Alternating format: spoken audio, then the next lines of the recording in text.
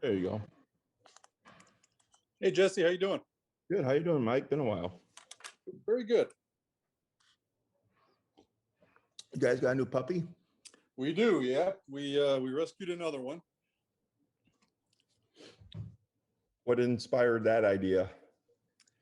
Oh, I don't know. We've been thinking about it for a while, and we had two dogs. We had another dog when we got Jack, and he got sick, and we had to put him down last June.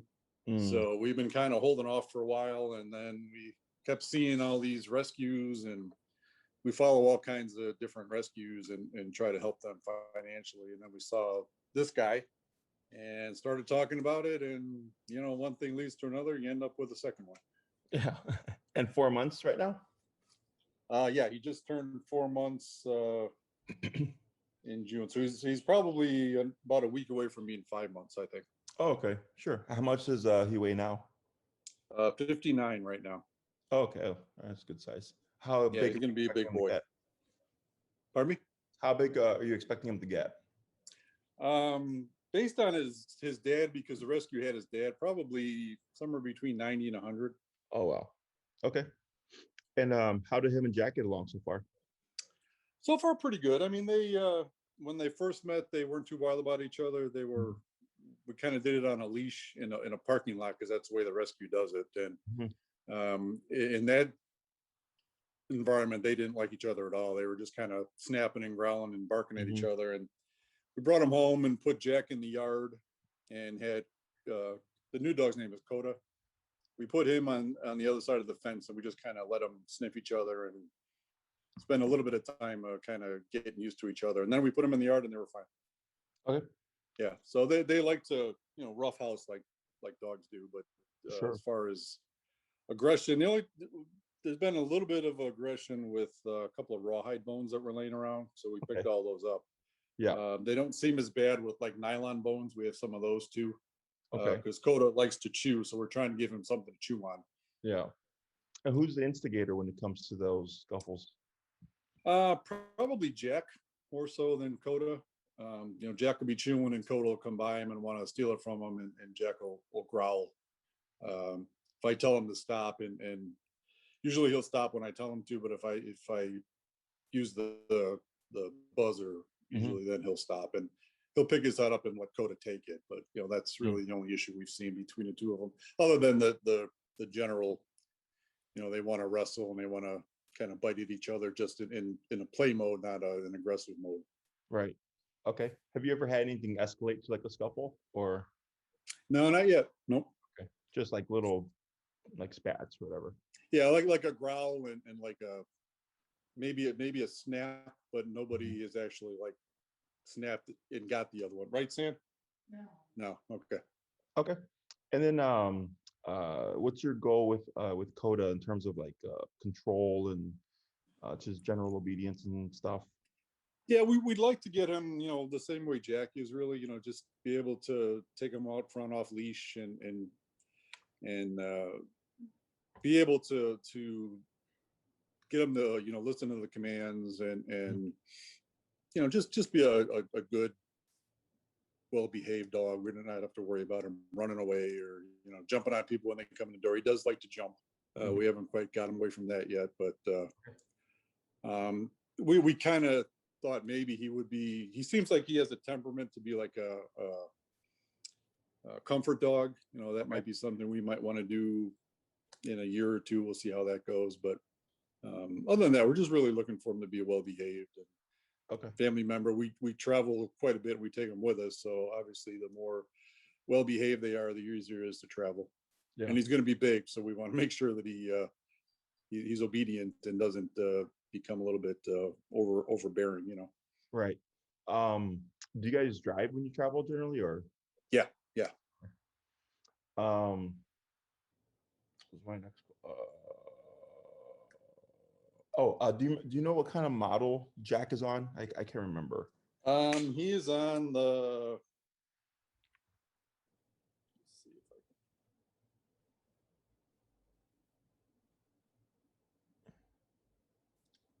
if I think it's all worn off. I can find it. It's 3600 or something, I think. Oh, is that the remote? Go ahead and Yeah. to the camera. Okay, so yeah, he's on the 3500. I was wondering because certain models are expandable. Okay. That one unfortunately is not expandable. Yeah, I figured I'll just buy the one that has the two, Okay. so it works, because I don't want to have to carry two remotes. So we'll just buy the set that has two. So whatever that model is. Yeah. So how does Jack do with that model you have there? He does, for the most part, he does really well. I mean, depending on what he's doing, sometimes we have to raise it up, significantly to get him to listen. What's the highest you have to go? Well, I've gone to 127. Oh, okay. And what was that for? That's for like if he gets out front. So if he gets out and he's off leash and he sees a dog, typically he goes. He just takes off running. Okay. And just calling him to return, he won't. Usually that takes going all the way to 127. And then, the more he's driven by something, obviously the more higher up you got to go. Sure. So when he's super driven by something, you pretty much have to go to the top, and then one time at that, and usually then he goes, okay, I'm back, and then he listens. Gotcha. So that particular model, they made they used to make a 2-dog system. Okay. But they discontinued that model middle of 2020. Okay. And they replaced it with another model, but unfortunately for the new model, there is no 2-dog version technically. Okay. So you could do one of a couple of things, because Koda will definitely need that same power, because that's meant for 70 pounds and over. Okay. Yep. So that's what I was asking you, for Jack. I was like, if his number was lower, like if you didn't need that high range of, max power, there could have been like a little bit of wiggle room, but it looks like they both need it. Is what you could do one of two things. It's still possible to find the 2-dog version of the collar that you have. Okay. If you go on Google, and it's 3502 Super X. Okay. Okay, so that's the 2-dog model. You write that down. Sure.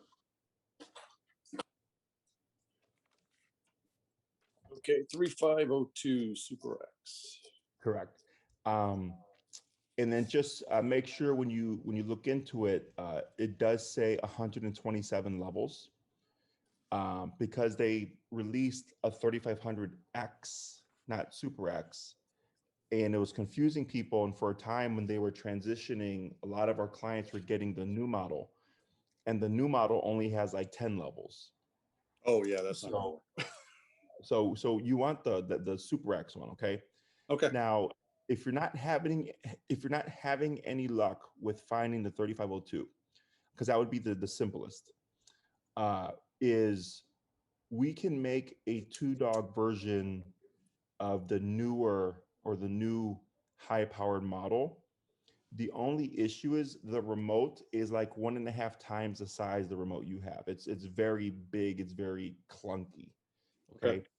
Unfortunately, outside of that, your only option would be to either do 2 remotes, 2 collars, if we can't find the 3502. Otherwise, we make the makeshift one, and we have all the parts. We have the 2 collars and the remote, because we had a couple of clients that needed it, because it's not a actual system. It's kind of like you just piece it together a la carte. Okay. So we have all the components. So we have it if you don't have any luck with the 3502. Okay. And then what we can do is, if you can't find that one, we can you can trade in your old collar to us, and then we'll give you credit towards the new system. Oh, okay. Okay, because that model that you have is a good collar, and we have them at the facility, and we use them for the dogs that we have. Okay. So if so that's an option as well. Okay. Good. Yeah, I'll see if I can find it. I looked on Amazon. I was kind of looking for the same model, but I couldn't find it there. But I haven't looked everywhere yet, so I'll take a look. Yeah, Google 3502. That one, like, people were on occasion finding them here and there. But the single model for sure, like it's discontinued. You can't find it. Okay. Cool. In regards to length of time in terms of Koda's training, how long were you planning on thinking of doing? I mean, I was thinking of the 4-week one again. I mean, Mhm. I think it seemed to work out well with Jack. I don't think Koda is as um, I'll say hyper for lack of a better term. I don't. He's a lot more mellow than Jack was. Mhm. So I don't know that the training will be easier or harder, but he's got a little bit more calmer personality, at least right now, than Jack did. Sure. Yeah, I remember Jack was kind of spunky. Yeah, Jack was. Uh, He's still very spunky. yeah, that's his Jack. And then just a heads up to you, with puppies, 6 months and a year are we get personality shifts. Okay. So just keep an eye out for, if you start to notice any tension when Coda, it's going to be around those time frames. So he's already almost at 5 months. So in another month or so, you might see some stuff. And then if not, then at a year, and then if nothing there, then I would say it's safe to assume that you should be okay in terms of them coexisting. Yep. Because we do get clients who get a dog and then they get a puppy and everything's great, and all of a sudden the puppy gets older and then it starts like a hierarchy thing with the other dog. Yeah. So there's no real guarantee how that's going to pan out until we see the puppy mature. Sure. But that's just something for you to keep an eye out for. And if you were to see anything that were to be concerning, if you're like, hey, we're noticing this new habit, shoot me an email, give us a call, and then I'll let you know if it's something that is concerning you should address. Which, if you're doing a remote collar, you have the tools available to you. Right. Right. But at least you can be a step ahead. Yeah, that's really the only issue we're having now is like if they go to tussle without having a remote collar on both of them, I can only control Jack, and then I get Jack to stop doing something, and then Koda just keeps going. You have to go over there and physically pull him away, Right. just to keep, because otherwise, Jack's like, I'm stopping, and Koda's still biting, and Jack's like, what's going on here? Right. Yeah. Okay. Yeah. So that's not a problem. And then I think, did you speak to Maria? Like, she tell you that because we're booked, like, going into July, I believe. Yeah, I wanted to talk to you about that. I wanted to know your thoughts on the timing, because we got him, it'll be 2 weeks ago this coming Sunday. So he hasn't been here that long yet. So if she said you had an opening like the end of July, we were concerned that maybe that was too soon to take him out of our home again, because he was rescued. So he was somewhere, he was at a home. He went to a rescue in Oklahoma, and then from Oklahoma they took him to the rescue here in Illinois, and a foster had him. Mhm. So we were concerned that maybe too many changes in scenery might be too much for him. So we're wondering, your thoughts on, should we wait, till he's a little bit older, like maybe another month or two, or what are your thoughts on that? Whatever you like. Just because you're doing remote collar, it gives you a greater gray area. Because, like, let's say we did take Coda, right? And he had one change into another change into another change. But once we get the structure in, and then you take them home and you're picking up on that same level of structure, like, it's not, I wouldn't, because we've done it with other dogs before. Okay. So it's not a big problem. However, if you'd like more time, you're more than welcome to. I'm just looking at my calendar here because we got swamped. Yeah, you guys look like you've been busy. I keep following you on Instagram, and you keep looking very busy. So Yeah, and then when the Instagram is quiet in terms of like the stuff that we usually put up, it's because I'm so busy I don't have time to do all the usual stuff. Yeah. And even Enrique now has got his own clients, so because I was getting flooded with too many.